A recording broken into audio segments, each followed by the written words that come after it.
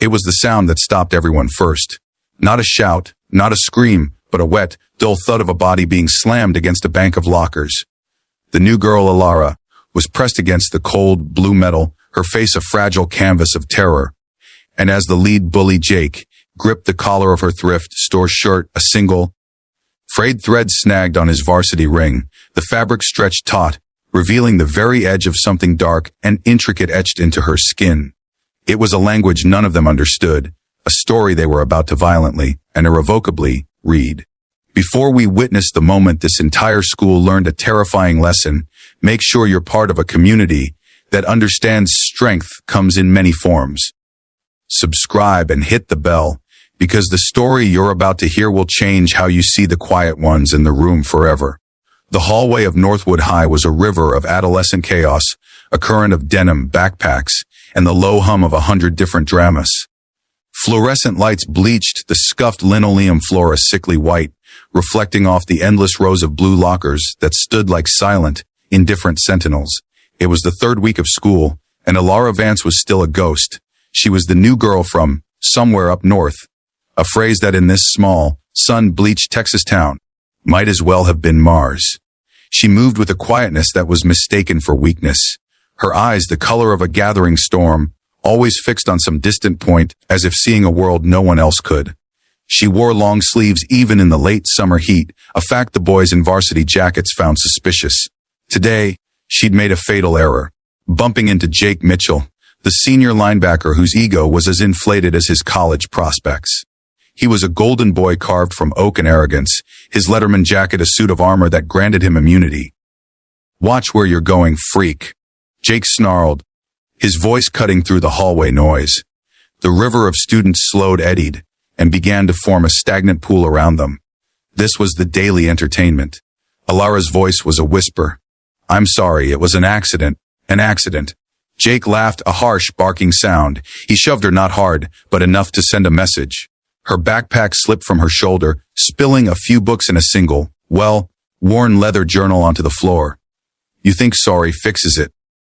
You think you can just drift through here like you're better than us?" His friend Kyle chimed in. "Yeah, where are you from anyway? Your clothes smell like mothballs and regret." The small crowd tittered, a nervous, complicit laughter. They were spectators in the Colosseum, and Jake was the gladiator. No one moved to help. To intervene was to become the next target. It was a survival instinct as old as high school itself. Jake leaned in, his face inches from hers. "I think you need to learn some respect." His hand shot out, not to hit her, but to grip the front of her shirt. "Let's see what you're hiding under all these rags." "Please, don't," Alara pleaded, her voice trembling, but there was a flicker in her eyes, not just fear, but a warning. A desperate, final warning. He didn't listen. With a brutal yank, he tore the fabric. The sound of ripping cotton was a gunshot in the sudden silence. The crowd gasped in unison. There, on her left shoulder, cascading down her arm and across her collarbone, was a tattoo. But it wasn't the name of an ex-lover or some trendy mandala. It was a masterpiece of violence and memory, rendered in stark black ink. A spectral warrior, its features etched in a scream of eternal rage, stood poised for battle. It was woven through with ancient, Gothic script in a language no one could decipher, and beneath it, the stark, horrifyingly realistic image of a bullet, frozen mid-exit, tearing through skin that was only ink, yet looked painfully, vividly real. The artistry was breathtaking, the imagery was terrifying. Jake froze, his sneer faltering. His grip on her shirt loosened. For a second, there was only stunned silence. Then Kyle, trying to reclaim the moment, snorted. "What the hell is that? Some kind of wannabe gangster crap." He reached out a mocking finger to poke the tattoo. And that's when it spoke. It wasn't a sound that came from Alara's mouth. It was a voice that seemed to emanate from the tattoo itself, a low, guttural, gravel, and glass growl that vibrated through the very air, a frequency of pure menace that made the fluorescent light seem to flicker. "K-Da Kwan." Cut the hand. The voice was ancient, cold, and held a weight of authority that silenced the entire universe of the Northwood High hallway. Every hair on every arm stood on end. Kyle yanked his hand back as if burned. "What the F?" Jake stumbled back a step, his face pale. How are you doing that?" Alara was no longer pressed against the lockers. Her posture had changed. The slump of fear was gone, replaced by a straight-backed, grounded stance. The storm in her eyes had broken, and what looked out was a cold, calculating calm. She looked at Jake not like a victim, but like a strategist assessing a threat. The voice from the tattoo spoke again, this time in heavily accented, perfectly understood English. The child asked you to stop. You did not listen. We always listen. Who is oh? Jake stammered, his bravado evaporating like water on hot asphalt. Elara finally spoke, her own voice steady, layered now with the echo of the other. His name is Leonidas, and he doesn't like bullies. The crowd was paralyzed. This wasn't a fight. This was something else. A horror movie playing out in real time. A girl and the ghost in her skin.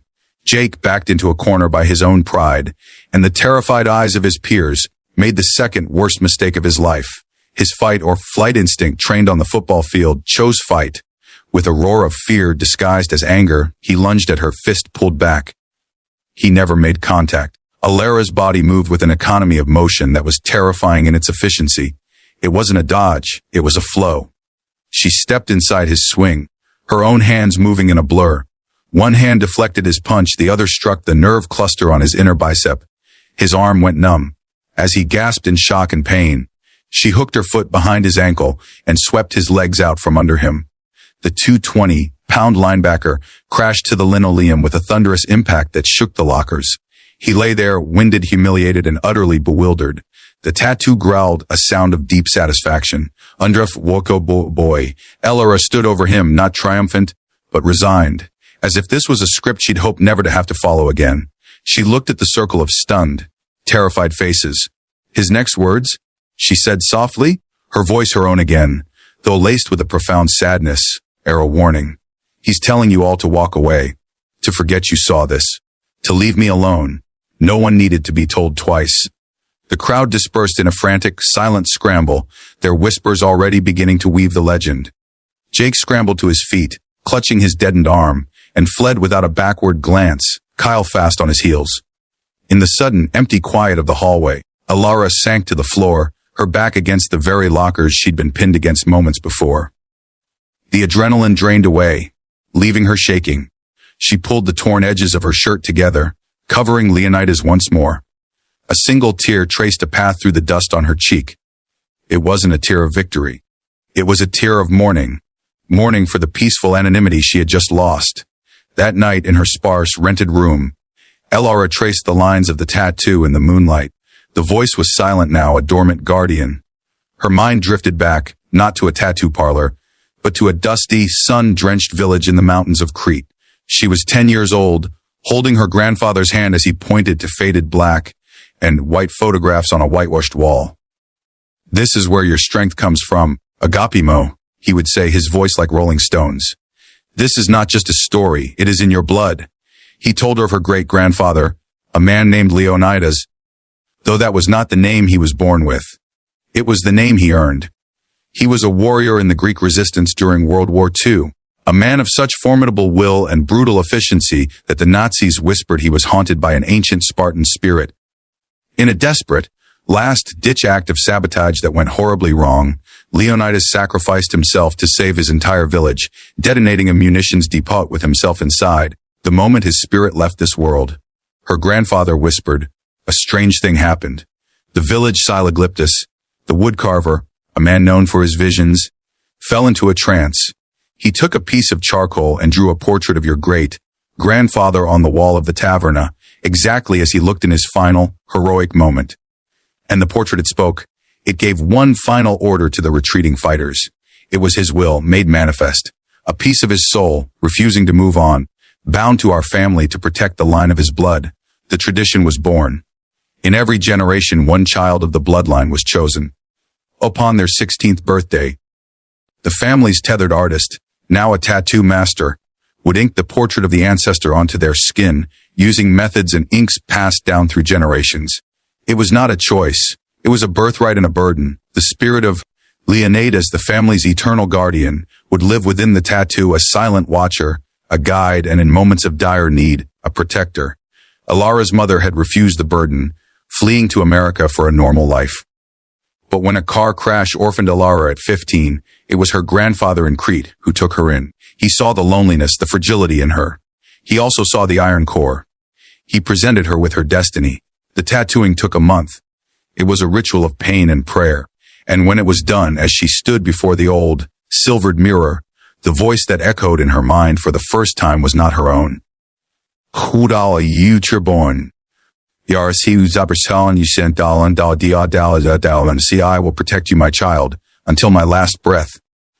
She had returned to America to finish school, to try and find some shred of the normal life her mother had wanted for her. She wore long sleeves. She stayed quiet. She became a ghost. Until today. The next day at Northwood High was a different world. The story had metastasized, growing in the dark corners of social media and hushed lunchroom conversations. Alara was no longer a ghost, she was a myth. They called her everything from a demon to a secret government experiment. Jake was absent. His pride and his arm were badly bruised. But a new threat emerged. A girl named Chloe, the queen bee of the school and Jake's on-again, off-again girlfriend, saw her social hierarchy threatened. Humiliation demanded a response. She didn't believe in magic tattoos. She believed in social annihilation. The confrontation happened in the cafeteria. A classic, high school public execution. Think you're tough now, freak. Chloe sneered, flanked by her court. You embarrassed Jake. You think your little party trick scares me. Alara tried to walk away. I don't want any trouble.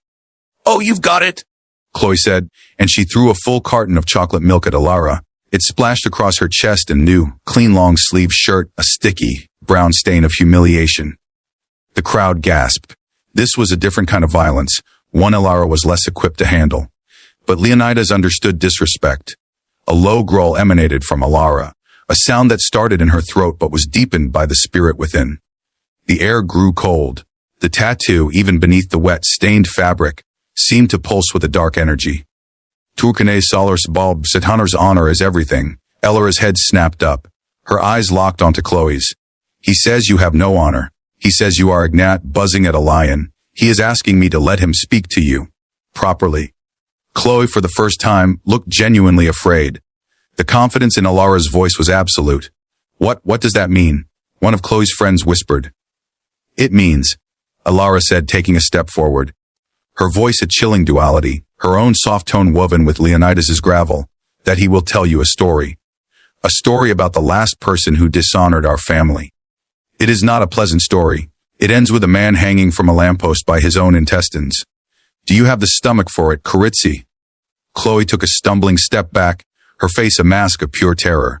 She turned and fled, her court scattering behind her. This victory, however, came at a cost.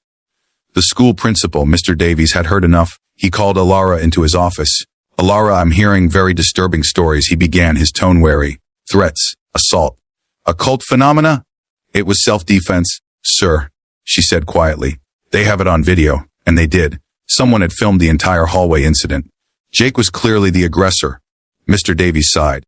Be that as it may, you are a disruption. This thing you do, this voice, it has to stop. You think it's a choice? Alara asked, a sad smile touching her lips. You think I asked for this? To have a dead soldier living in my skin? To feel his rage when mine isn't enough? To have him mourn a homeland I've only visited? To feel his sorrow for a war that ended decades before I was born? She stood up, a profound weariness in her young shoulders. He is not a disruption, Mr. Davies. He is my family. And he is the only reason I am still here. She walked out, leaving the principal speechless. The final confrontation wasn't with a bully, but with a real, tangible danger that the spirit of Leonidas was truly meant for. A week later, a disgruntled former student, unhinged and armed, slipped into the school through a propped, open delivery door. The lockdown sirens blared too late. He was in the West Wing, screaming about injustice, firing a pistol into the ceiling. Panic erupted. Students and teachers barricaded themselves in classrooms. Alara was in the library, alone in a study carrel, her heart hammered against her ribs. This was not a schoolyard fight. This was life and death. Alara, the voice in her mind was calm, a general assessing a battlefield. This is what I am for. This is my purpose. Let me guide you. The gunman stumbled into the library wild-eyed. No one understands. No one ever listened. He saw Alara. He raised the gun. What happened next was a brutal, beautiful, and horrifying bullet. Leonidas, through Alara, took complete control. Her body became a weapon honed by decades of guerrilla warfare. She moved with a preternatural speed, flowing between the bookshelves like smoke. The gunman fired. The shot went wide, shattering a window. He is scared. His stance is poor. His grip is weak.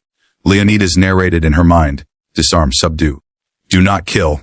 As the gunman turned, searching for her, Alara emerged from behind a shelf directly behind him. Her movements were not her own. They were the muscle memory of a warrior. A sharp chop to the wrist. The gun clattered to the floor. A kick to the back of the knee. He buckled. An arm wrapped around his throat, a precise blood-choking hold. In 30 seconds it was over. The man lay unconscious on the carpet. Alara stood over him, breathing heavily, the spirit of Leonidas receding like a tide, leaving her trembling and nauseous. The police, swarming in, found a disarmed assailant and a pale, silent girl sitting against a bookshelf, staring at her hands as if they belonged to someone else. She was a hero. But she knew the truth. She was just the vessel. The media called her the Angel of Northwood High. They never mentioned the tattoo, the voice.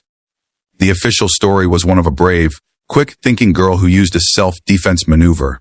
But in the town, the truth was known. Alara had saved them all. The bullying stopped, not out of fear, but out of a strange, reverent respect. Jake Mitchell even approached her one day, his eyes on the ground. I was wrong, he mumbled. About everything. Thank you for what you did. She just nodded. The story ends not with a celebration, but with a quiet moment of acceptance. Alara is sitting on the roof of her small apartment building, watching the sunset paint the Texas sky in colors of fire. She is wearing a tank top. The tattoo is on full display, not as a shield, but as a part of her. She feels the familiar presence in her mind, a constant, watchful warmth. You are strong, Alara. Not because of me, because of you. You carry the weight. A single, clean tear escapes her eye. This one is not of sadness or fear, it is of acceptance. She is not just a girl. She is a guardian. She is a story. She is the legacy of Leonidas. And for the first time, she is not afraid of what that means. She looks at the tattoo on her arm, and she smiles. We all carry our histories with us. Some are written in photo albums, some in family stories. For Alara, hers was written in ink and spirit, a permanent reminder that the quietest people often hold the most unshakable strength. Her story is a testament to the fact that we are never truly alone, and that the courage of our ancestors can flow through us when we need it most. And now I have a question for you, a question that connects us all in this digital hallway. From which part of the country are you watching this video? Are you in the sun-scorched deserts of Arizona, the bustling cities of the East Coast, the quiet plains of the Midwest, or the rainy forests of the Pacific Northwest? Let me know in the comments below. I read every single one.